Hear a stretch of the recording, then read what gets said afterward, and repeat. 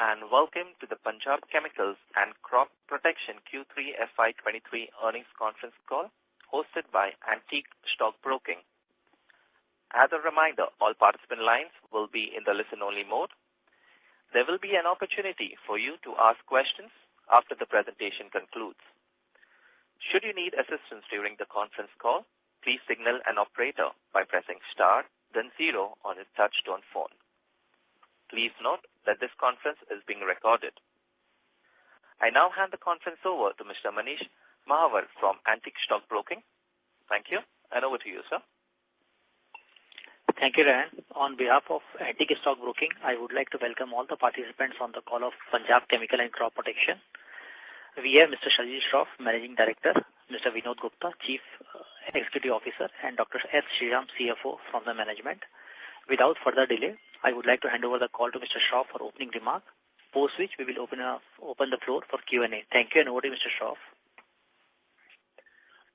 Thank you, Manish, and thank you all for this Q3 call for Punjab Chemicals. The opening remarks will be made by Mr. Vinod Gupta, CEO. So, Vinod, over to you. Yes, good afternoon, everybody, and wish you all a very happy New Year for 2023. As you know, from our side, we have Mr. Shroff and Dr. Sriram on the call. Let me first begin with the macroeconomic outlook. And as you all know, that there have been several global challenges. There is rising inflation, energy prices are still high, continued Ukraine and Russia war continues to put pressure on the global economy. And at the same time, there has been an adverse weather condition in Europe and Latin America. So given all these situations, overall economic environment is not looking very conducive for supply chain. We have been intensifying our efforts to get new products and new customer addition to our basket. Last few quarters, we have strengthened our technical and product capabilities, and this is shaping up very well. During the quarter, we have had visits from several overseas and local customers to our plants, and we have had several discussions where we are working on new products with them, which some of them will be a completely new product, some of them will be substitute to existing supply chain for these customers. We have also initiated discussion for next year's projections, and our initial discussion with our critical Indian and overseas customers are indicating that we are getting into a healthy positions for next financial year. However, as of now, the industry has taken a stock of the situation. There is a change in COVID policy in China, so we don't know how that will shape up after the Chinese New Year is over. And industry is into a stock correction mode where a lot of high price inventory which is there, now industry is trying to liquidate. Given all these situations, despite all these challenges, I'm happy to report that our top line has grown by 2.5% year-on-year as against quarter 3 of FY22. Our business is resilient, that's what we believe. And however, there is a short-term pressure on business. Our gross margins have been affected, mainly due to high raw material costs, high cost inventory, and pricing pressure which is coming from certain markets and certain products. Because of lower margins, also we have an impact on our EBITDA margin, which is slightly lower, though our EBITDA percentage margin is higher in this quarter. And mainly it is accounting for high power, high fuel, and high freight cost. This pressure is projected to continue in Q4, where we expect Q4 to remain flat or subdued due to unsold inventory at customer end. However, we strongly believe that this is a short-term blip, and our order book remains strong for a robust pickup in the financial year of 24. We continue to focus on improving our efficiencies and new product development. We are looking at change in chemistries to improve our margin across all our products. All our contracts have been renewed. So wherever we have our contracts, those contracts have been renewed. And our new project developments is taking place very well. And also all our products registration, wherever renewal was due, that has got renewed. So none of our products are in that category.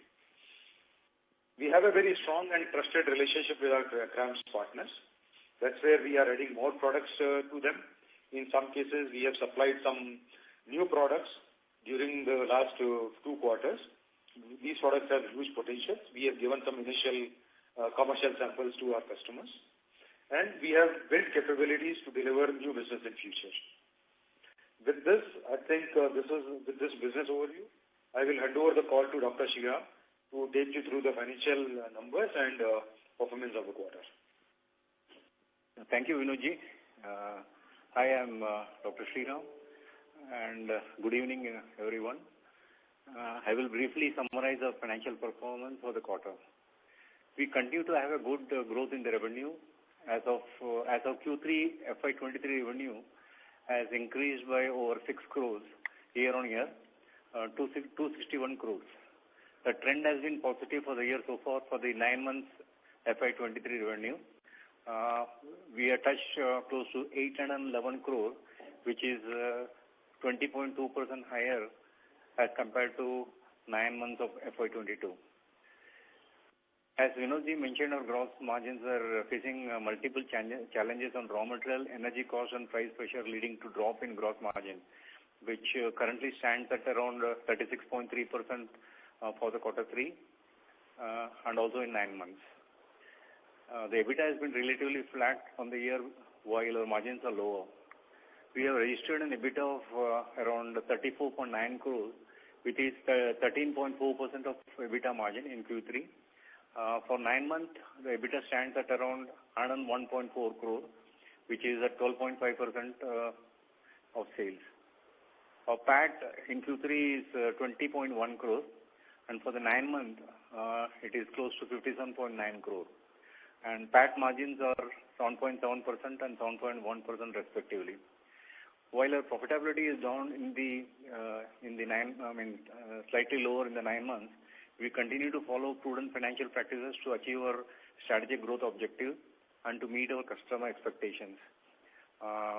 With that, now I look forward to improved outlook in the next financial year.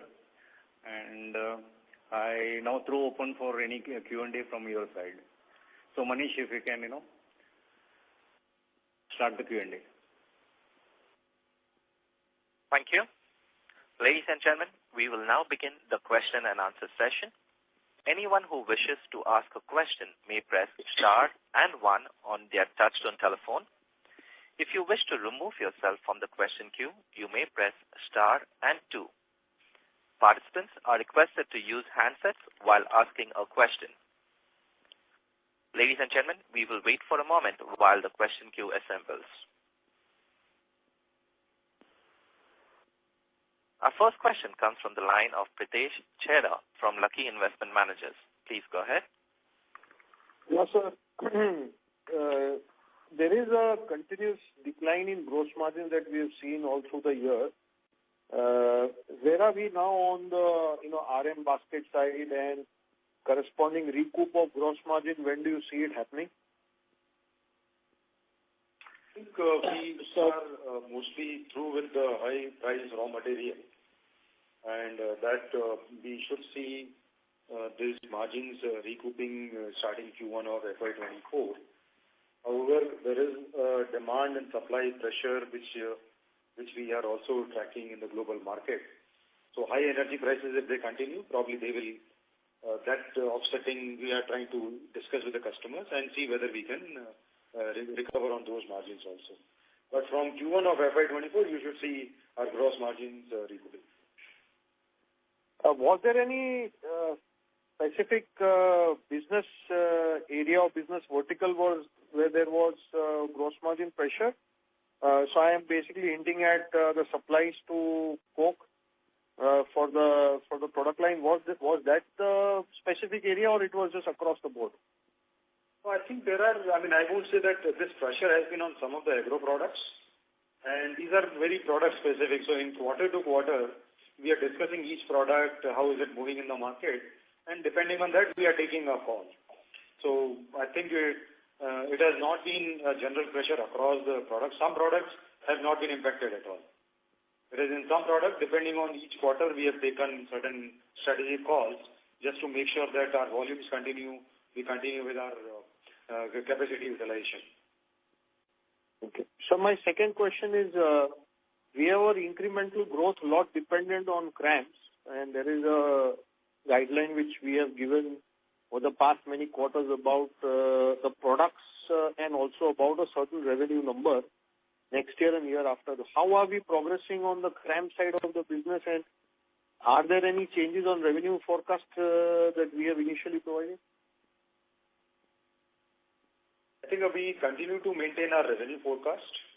As far as this CRAMS contracts are concerned, the contracts which we had completed in last 2 years, those have picked up very well, and we have started crossing our original volume projections for some of the customers, especially with Japanese customers. At the same time, in last, say, 12 months, we have delivered a commercial sample of 3 to 4 products which have a potential. Each of these products have a potential of adding that top line anywhere from 60 crores to 150 crores. Now, obviously, as you know, these are all products which takes some time for registration, some time for approvals and all. But overall, I think we are building that capability and we are building that pipeline. Now, some of these products are also new chemistries for us. So, in fact, we are building new chemistry capabilities also. So, overall, I think the product pipeline looks robust, and we are quite bullish about adding more and more products and also investing in new capacities. Maybe Shalil, if you want to add anything, maybe you can also put some points. Yeah, just to add to what Vinod said, that during the calls we have always said that the business has been robust. The inquiries has been very, very good.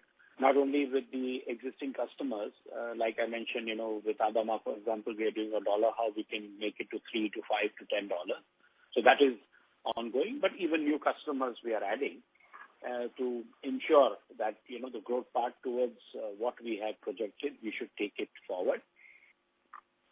It is just the correction which is in Q4 is happening because of the supply which is lying in the market. It's again related to the climate change, which you all know, which has happened in Europe and Latin America. But having said that done, the business has been growing pretty good with the new customers and new contracts which are getting in place. Yeah. Okay. So just one last request. We have made multiple requests for a plant visit. It would be very helpful if you could help us facilitate the same. Yeah, so we are working on it, and we should do it around February, because see right now with the climatic conditions, the fog is also pretty high, and we have some customer visits till the 20th of Feb. So we'll shortly come back to you along with Sriram will get back to you with few dates somewhere after the 21st, 22nd Feb. Okay, sure. Thank you and all the best, sir. Thank you. Thank you. Our next question comes from the line of RM Shah from Alpha Invesco. Please go ahead. Thank you for the opportunity. Sir, in Rallis Concall, they mentioned that the inventory stock globally and in domestic markets as well, because of low pest infestation, there is inventory stock. So how are we placed there?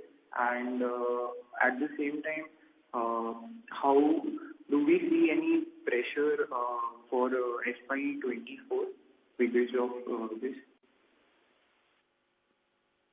I think, yes, there is an inventory pressure, as you said, rightly, right now.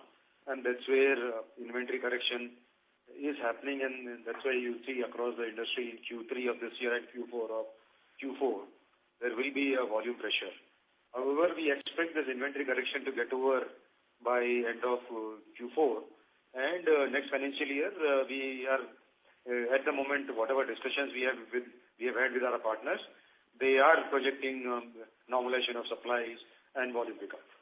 So at the moment, because currently we are still in the process of consolidating all the requirement, but we believe that next year will be definitely the volume growth will be better than this year. Thanks, sir. It will help. So my second question is regarding, as you mentioned in the last call, that in CRAMS business, 40% is the generic and the remaining is patented technology transfer. So going forward, with the new products getting commercialized and in 2023, a lot of products are going off patent. So how do we see the revenue mix in CRAMS for patented as well as generic going forward? So Vinod, I'll take that. Basically, as you rightly said, that a lot of products are getting off patent. So as Punjab, we have also strengthened our R&D, and in various concalls we have mentioned to all of you. And Punjab is also working on 2 products which are under patent. Please understand, patented product, once they get out of patent, that doesn't mean that a company can start immediately. We need to look at the AI, not only the specification but also from the formulation side. So we are working on it on 2 products. And on the generic, as we already mentioned, that we have a robustic among new customers inquiries as well as from the existing business which we are growing on a year-to-year basis. The last question, as you mentioned before that this year we were going to commercialize 2 to 3 products. One we have already did, so any update on the second one? Yeah, so the second product also we have already done the 5 batch, and which is the initial to get into that registration process. So we believe from Q3 of next financial year we should be gradually growing the volumes, but the full volumes would come in the 24-25. Yeah. Thank you, sir. This is really helpful. Thank you. Our next question comes from the line of Keshav from Raksan Investors. Please go ahead. Hi, good afternoon. Sir, if you could firstly help understand that for the molecules we contract manufacturer, would there also be a certain percentage for that particular technical that would be procured by the innovator via RFQs? Or do they typically have this primary, secondary setup, and RFQs would be for the other generic formulators?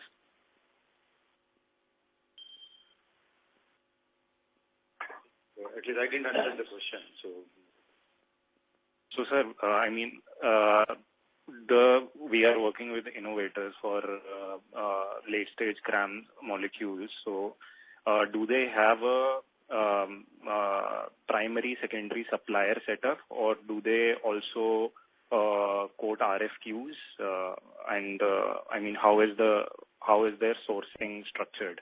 I got your point. So I think for most of our molecules, both innovator as well as the generic molecules, these arrangements are exclusive where our partners are buying only from us.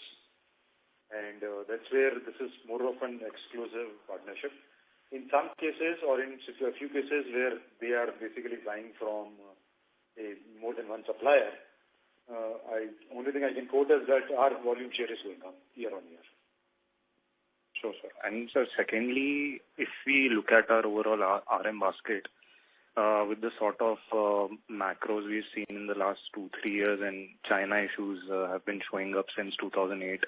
So what do you think is the maximum de-risking we can expect on the supply, say, in another 3 to 5 years, exhausting all possibilities like backward integration, alternate supplies, and so forth? We are working on it continuously, and not only now, but Punjab as a company, we started working on this about 3 to 4 years back.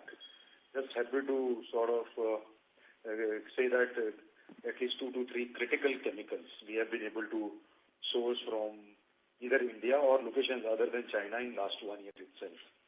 On another 2 to 3, we are working either as a part of exclusive, say sort of an agreement with a local Indian producer.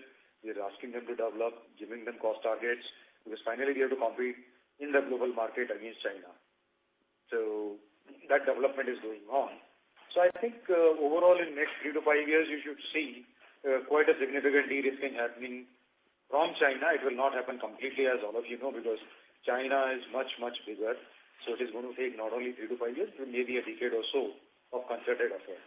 But we definitely will have significant de-risking taking place. Sure, sir. That's all from my side. Thank you.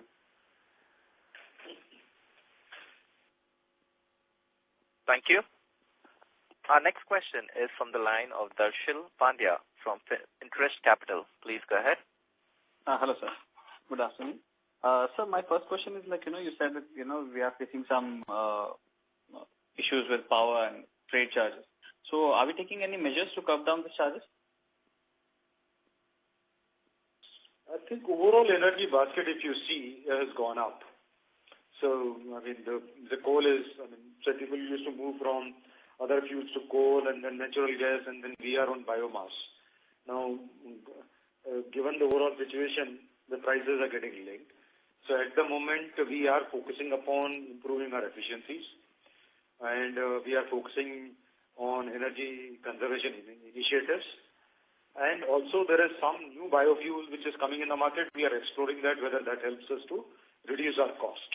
But current focus is mainly on energy conservation, reduce our consumption, so that the impact of increase of fuel price is contained to a large extent. Okay. And sir, with respect to exports, FY22 we saw 52% split of exports. At 9 months we see at 58%. So I just wanted to understand that where is the in domestically or internationally, where do we get the more margin precisely in operating? Maybe you can take this. Yeah. So actually, the export, definitely the margins are higher than domestic. But, it all depends on which product and, it's a product mix related thing. And overall, we don't look at it that way. But, our CRAMS, all the products are in a very high efficiency margins. Okay. And one final question, sir. Sir, can you please provide us the borrowings as on December 22 figures, borrowing mix? Our borrowing is actually, our total funded and non-funded, we are close to 100 crores. And we have utilized 90 crores of the total borrowing. Roughly, we have, 50 crores of loan. Balance is all, funded and non-funded for working capital. Oh, okay. All right. Thank you so much, sir. This is all from my side. All the best. Thank you. Thank you. Our next question is from the line of Anupam Agarwal from Lucky Investment Managers. Please go ahead. Yes, thank you for the opportunity. Good afternoon, sir. My question is, firstly, if you can help us understand, we've grown about 20% on 9-month basis. What has been the volume growth and price growth?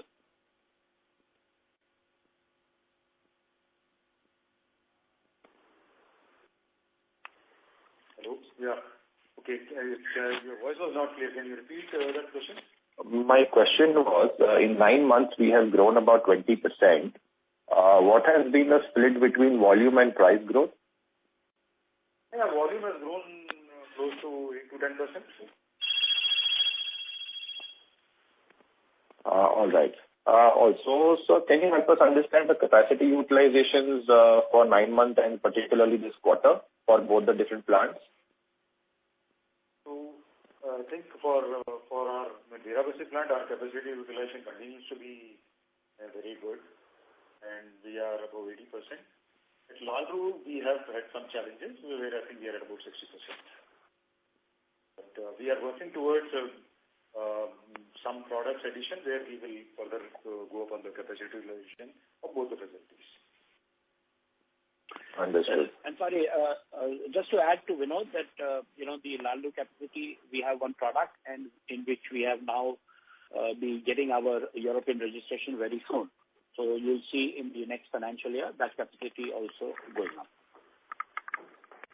Understood. So should we expect about 75-80% from Lalru coming year in FY24? That's right. Yeah, that's right. Got it. Sir, lastly, if you can help us understand the mix of client concentration in top line, top customers will be accounting for how much? See, all these customers who we do are confidential, but we have Japanese, we have Indian, we have Israeli, we have European. So it's from Corteva to Hulugaya to Korea to Nippon Kayaku to UPL to Adama. So, just to give you a mix, Coca-Cola, we work with BB, Milan, just to name few, yeah. Right. No, I mean, we do publish this in our annual reports every year. So if you can just help us understand in 9 months, how would that number be? In terms of customers? No, the customer concentration. Top 2 customers would account for how much of our sales? So I would put it that between UPL and Adama, we would be at around 30%.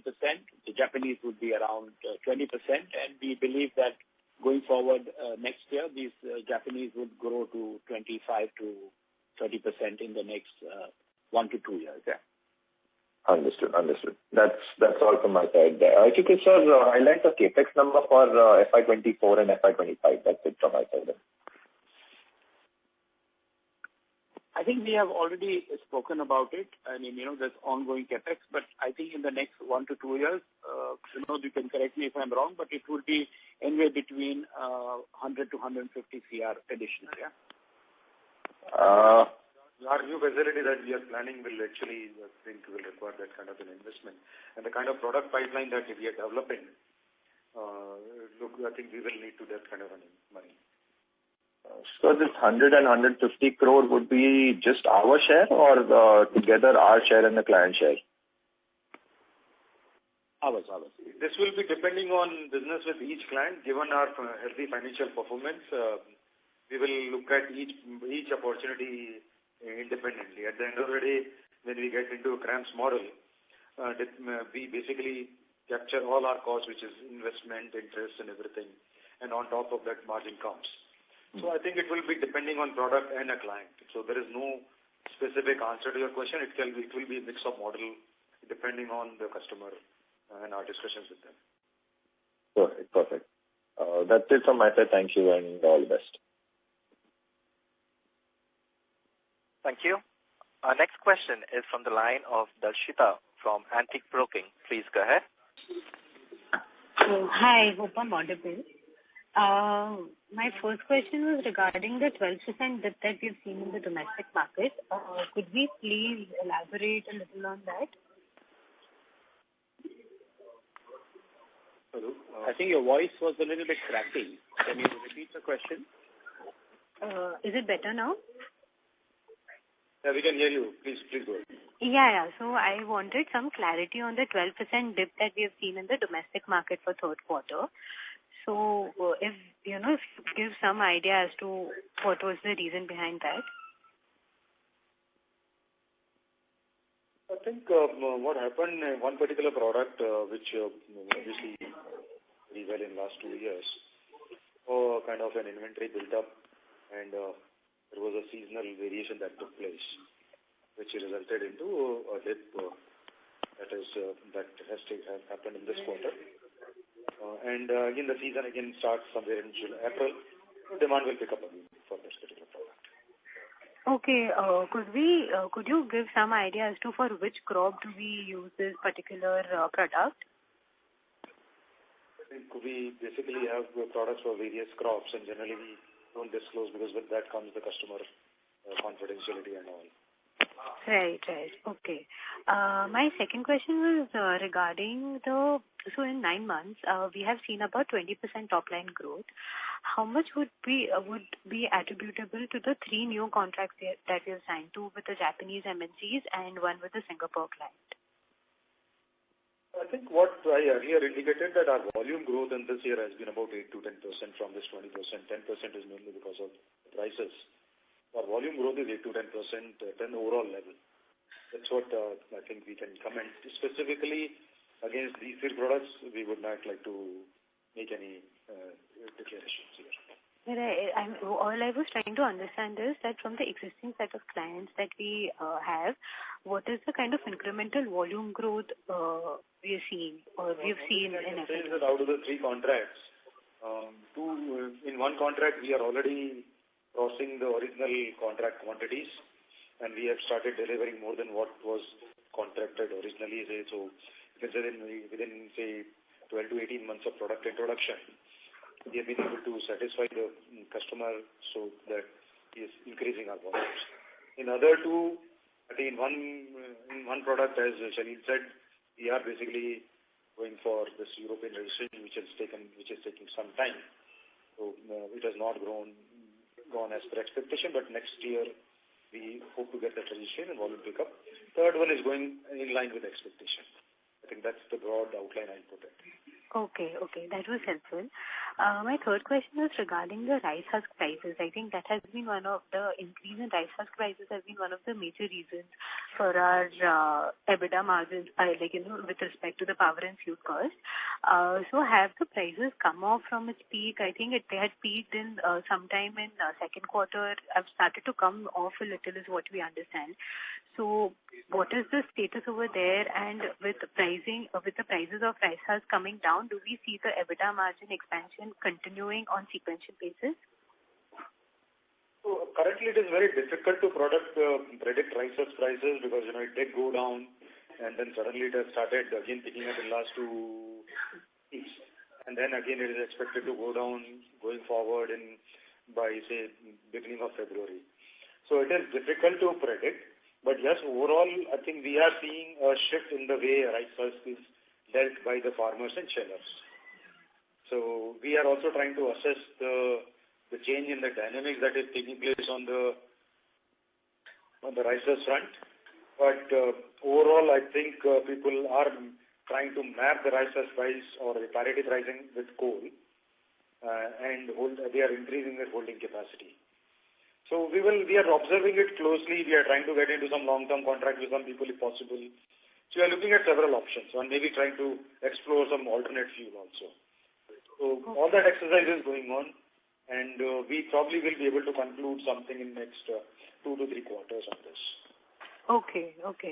And just, broader idea on if the EBITDA margin on sequential basis would keep improving. So I understand that first quarter onwards, things should start to look up with respect to top line growth. All I was trying to, if not on YY basis, is it expected to improve on sequential basis? Looking at the current demand and the cost structure. I think Q4, I'll say, will remain subdued. But Q1 from next year Q1 onwards, I think we should see an improvement in EBITDA margins. Okay, and I just had one last question. It's our projection, but I think I'll also put a caveat because most of the companies are in the process of finalizing their annual plan, and we'll get a firm projection from our customers maybe by first week of February. That's where we'll have more concrete ideas. But initial indications are looking good, and that's why we are making an assessment that our EBITDA margin from Q1 should start to be better. Right. Okay. And I just had one last question. In the second quarter Concall, we had mentioned that the 1,500 crore order book has started to inch up towards 2,500 crores for the next 3 to 4 years. So are we on track with that? Are we seeing any changes with that 2,500 number? And how do we plan on achieving it? Is there any change in the plans in terms of achieving that 2,500 crore number?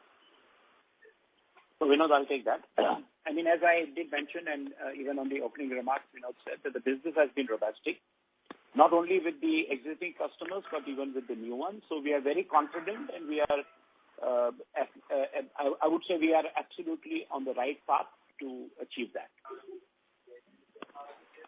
All right. Okay. Thank you so much. That was helpful. Thank you. Thank you.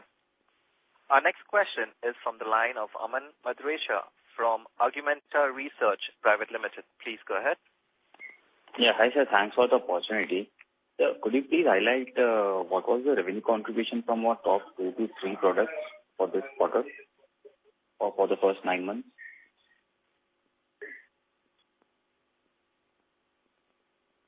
Sriram, can you take that? Sorry, I missed that question. Can you repeat it, please? Actually, I was asking what was the revenue contribution for the first 9 months from the top 2 to 3 products which you manufacture? Yeah, as I said, we are manufacturing. The top products for us are all herbicides. So our volume from these products we are in a high growth strategy, and the margins from these products are much above than the average average, overall average of the company. Now, sir, can you give the number on the total revenue, like how much both the top products contributed for the first 9 months? Yeah. So as Salil said, we have close to 30% of revenue coming from products of UPL and RAM, and from Japanese customers we are getting close to 20%. Okay. And sir, how should we read on to the resignation of the company secretary? Like, what was the reason for the resignation of the company secretary? Yeah, he wanted to pursue better alternatives than working with Punjab. Correct. I was just going to say that. Yeah. Okay, so that's all from my side. Okay. Thank you. Our next question is from the line of Gokul Maheshwari from Auriga Capital. Please go ahead.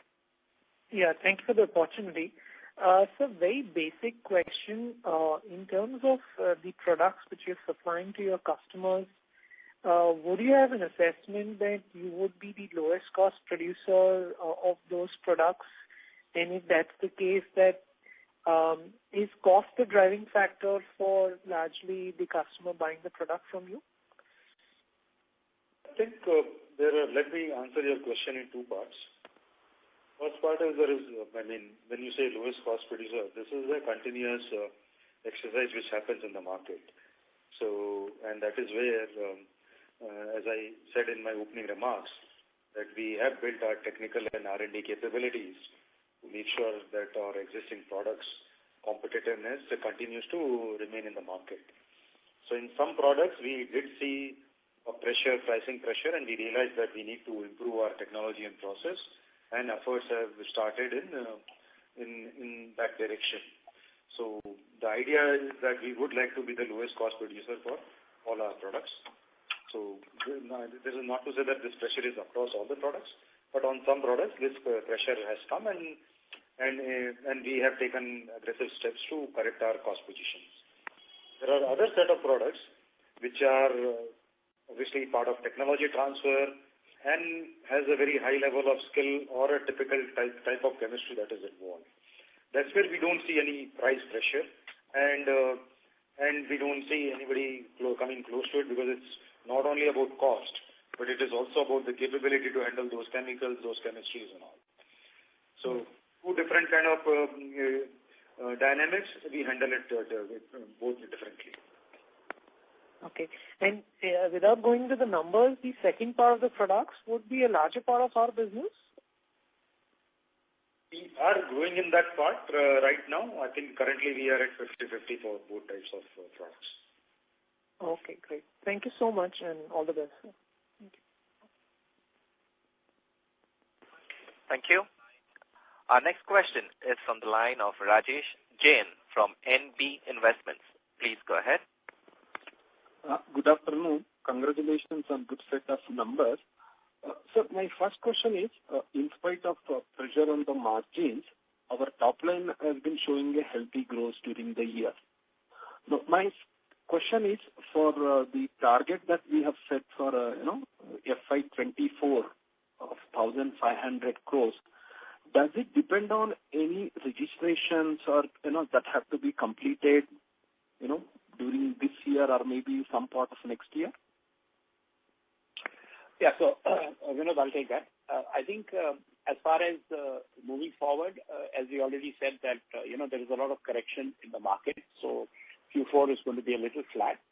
Moving forward for our 24, which we are aiming at around 1,500, we believe we would need another year more to extend that, because of the overall situation for the year 23-24. Worldwide, if you see among geographical markets, everybody is looking at a little flat number. We believe we should be there, but at the moment, with what discussions we are having with the customers and the way we are moving forward, we believe close to around 30 to 35% would be an increase. So we'll be a little short for the number which we have projected. Okay, fair enough, sir.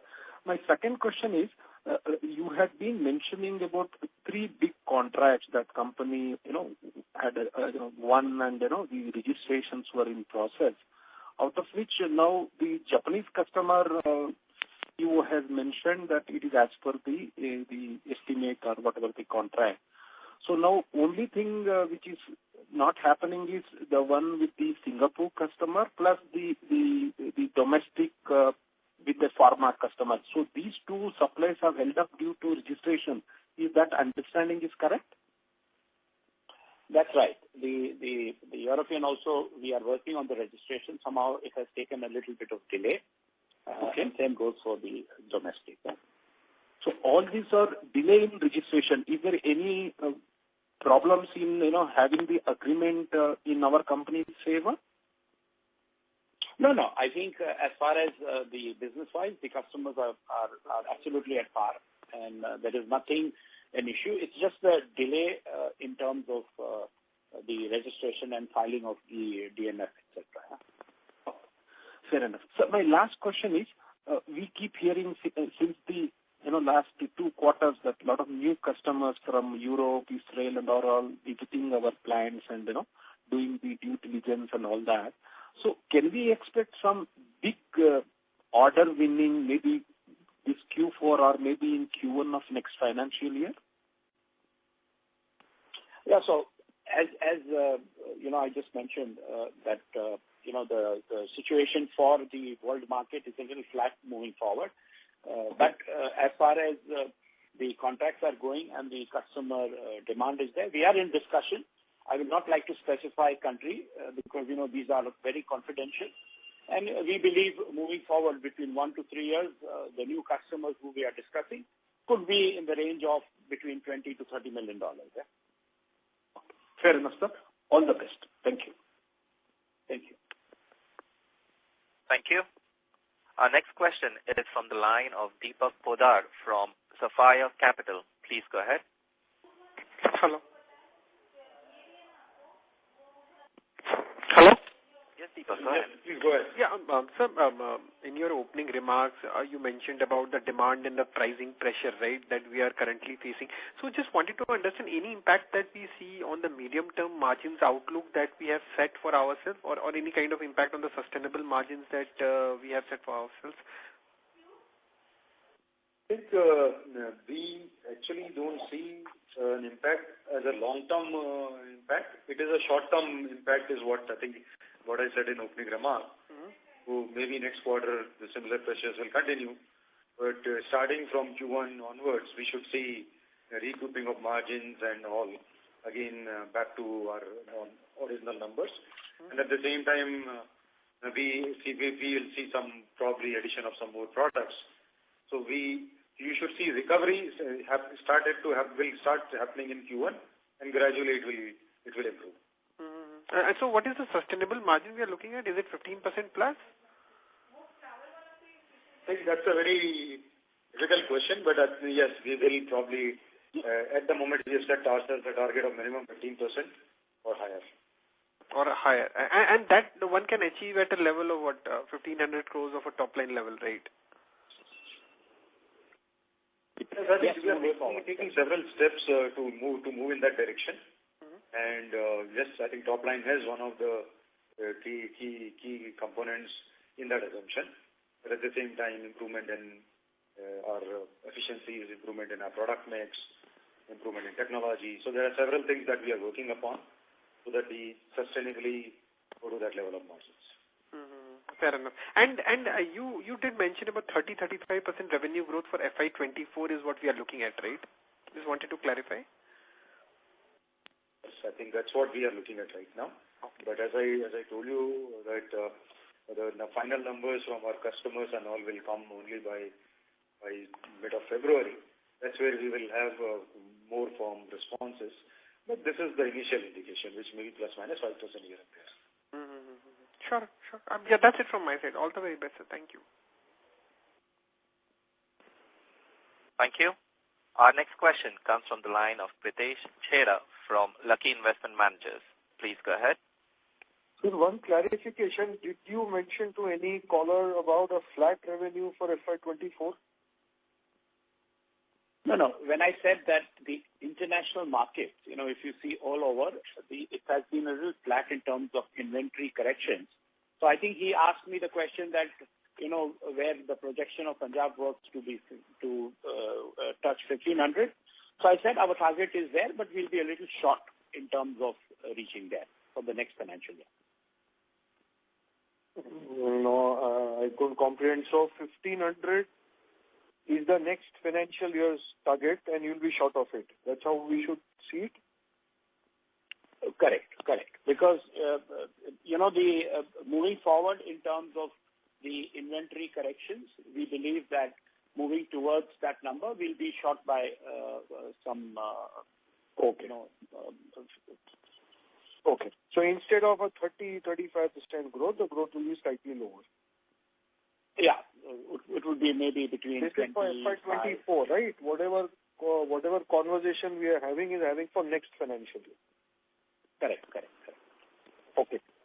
What is so based on the customer interest as of now, what kind of volume growth at least do you see next year? So the volume growth will be there, and I think one of the callers also did ask that the product registrations of that two products, and that is where we are short of our projection. To have that registrations in place, we are pretty confident that we should, which we are supposed to have it for the Q4, but unfortunately that registration has not come in place. So we believe that by Q2 of next year, we should have that registration in place. So by Q3, the sales should start. These are for those two products where you have already started commercials this year, or are these for two new products which you are targeting for FY24? The one is new, and the other one is we did start a little bit, but then we had some delay in registration, so that will again pick up volumes. Does that from a past call, sum total you have two products in FY23 in CRAMS and two in FY24, right? Correct. Okay. Thank you. Thank you. As there are no further questions from the participants, I now hand the conference over to Mr. Shalil Shroff for closing remarks. Thank you very much for your time regarding the Q3 of Punjab Chemicals. As already expressed by Vinod, Sriram and myself during the call, that we have a robust business growth. Agrochemical is something, food shortages in all over the world is happening. Land is getting shorter, so the business outlook is very strong, robust, and not only for Punjab to look at the existing customers, but we are also looking with newer customers, and we hope to come out with more wonderful numbers. And once again, thank you so much for your call. Thanks to Manish for organizing it. Thank you. Thank you. On behalf of Antique Stock Broking, that concludes this conference. Thank you for joining us, and now you may disconnect your lines.